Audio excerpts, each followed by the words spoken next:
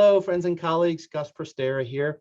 My team does a lot of competency work, right? Technical competencies, core competencies, leadership competencies. And a very common question that we get is, how do you, once you've developed your competency model, gauge or evaluate the proficiency of the various team members relative to that competency model? So I want to walk you through an example of what we do with that, share that with you. I'm going to share my screen first. And you should see over here on the left-hand side, the competency guide, the Mentor Legacy Competency Guide. So Mentor Legacy is a program we've developed for peer trainers and mentors, others who are in a role where they are influencing somebody who's learning something. So a mentee, a protege. And so in my last video, I talked about how you can use this competency guide to encourage a manager and their employee to have conversations about competencies. Where you can go into one of the domains, like in this case, trusted advisor, and you can look at the specific competencies. You can ask the team member to self-evaluate, and then the manager and the team member can sit down and have a conversation about this, compare notes, find some middle ground, identify some takeaways and some action items, and work that into a development plan. So great conversations. But sometimes it's helpful to have a broader perspective than just your self-assessment and your manager's perspective. It'd be nice to be able to get input from other people. And that's what the 360 does. The 360 is a survey that we would send out to a whole bunch of different folks. So over on the right-hand side, this is an example of a report that we would generate from that survey. This happens to be for Abraham Lincoln, but it could be for anybody. And you can see over on the right-hand side, the list of people who responded or who received the survey. In this fictitious scenario here. So we have Abraham Lincoln's the participant. They're the one that they're going to receive a copy of the survey that asks them to do a self-assessment against those competencies. Dolly Madison, Abe's manager, is also going to get a version of that survey that's asking her to evaluate his proficiency. In this case, it doesn't have customers that we are surveying, but it could. Internal customers, external customers, we could survey them.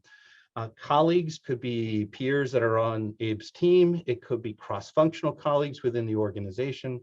And so, we've sent a survey out to 6 of those colleagues.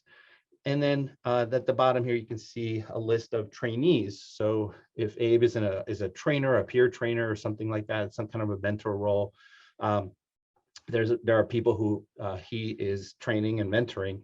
And that's who these trainees are. So it's sort of like his customers. And these folks also received a copy of the survey, slightly different version, but still asking about the same competencies. And so the report has a recap of the competencies and then dives into a summary of the results. And you can see here along the top, the 4 main competency domains. And then underneath that, each of the 5 competencies that makes up that domain. And you have a numerical score, which frankly on the surface doesn't mean much, but we provide that score with some context through this color coding and the use of quintiles. So Abe is part of some group of trainers, some cohort that's doing a similar type of job. And so they're getting surveyed and he's getting surveyed. We take his results, and we compare his against the distribution of their scores. And we're able to figure out where the Abe score sits in that, in what quintile. So for example, communicate as a competency is 928, which is a score, great, but what does that mean? In this case, it means he's actually in the first quintile, or the top 20% of all of the folks in his cohort. 826, comply, he's in the second quintile, the top 40%. The red, though, means that the 5 quintile, it means that you're in the bottom 20%, and the pink, the bottom 40% in the 4th quintile. And so very quickly, Abe can look at this and see there are some competencies where he's perceived to be much stronger by all these different respondents of the survey, and then there are some competencies where he's perceived to be much weaker.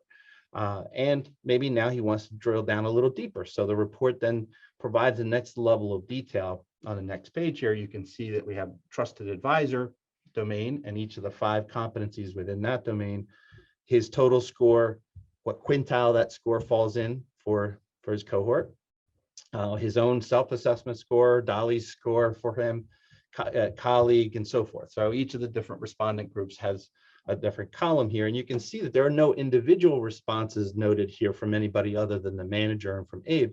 The colleagues' responses are all grouped together to provide some anonymity so that the colleagues can be more honest with Abe without feeling like they're putting themselves out there, right? And Abe's going to get angry with them. So that's one of many things that we do to try to protect anonymity and create a situation where people can really be honest with Abe. And then along the bottom, you can see that we have some dynamic text that is automatically populated in the report to summarize the results, to highlight what the top competency is, the lowest competency, and to provide some suggestions for what Abe can do to leverage his strengths and close the gap on his weaknesses. And so we do the same kind of thing for the other competency domains, and he can work through that. And again, through the color coding, he can zero in on really what are the highlights of the report, right? Where strongest, where weakest, and then have a conversation with their manager or with a coach and figure out what to do with that. So they're still having a conversation. They're still going to identify takeaways. They're still going to put together a development plan and take action on it.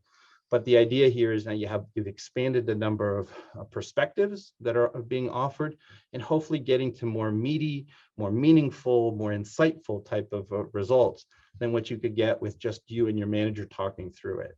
So hopefully it adds a bit more, more weight behind some of these findings, because when you see that that you're in the 5th quintile on something, it's not just you, it's not just your manager saying this, it's another 10, 15, 20 people whose results generally coalesce around this idea that this is a weakness, and that carries a lot more weight than it's just you and your manager. So so we find that weight helps to really fuel these conversations or turbocharge these conversations, gives people much more incentive to want to do something about them, about their weaknesses, but also about how to leverage their strengths.